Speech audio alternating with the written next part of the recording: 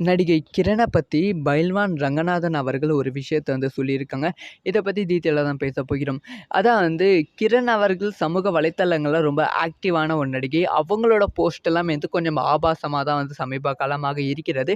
அவங்க மீது வந்து பல சர்ச்சைகளும் வெடித்தது. கிரண் வந்து இந்த மாரி தொழில் செஞ்சுட்டு இருக்காங்க. அப்படி இப்படின்னு இப்ப வந்து பைல்வான் ரங்கநாதனும் இத பத்தி வந்து பேசியிருக்காங்க. அதான் வந்து கிரண் அவர்களுக்கு பட வாய்ப்புகள் வந்து சமீப காலமாக கிடைக்காம தான் இருக்கிறது.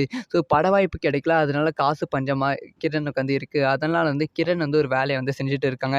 ஒரு வாட்ஸ்அப் குரூப் வந்து ஓப்பன் பண்ணியிருக்காங்க. அதுல வந்து பல ஆண்கள் வந்து இருக்காங்க.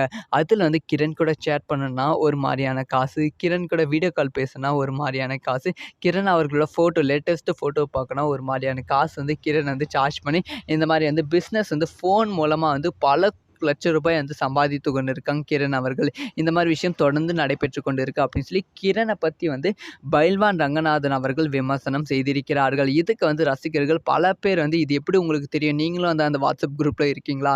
அப்படிங்கிற கேள்வியும் கேட்டுக்கொண்டு வருகிறார்கள். இத பத்தி உங்களோட ஒப்பீனியன் என்ன?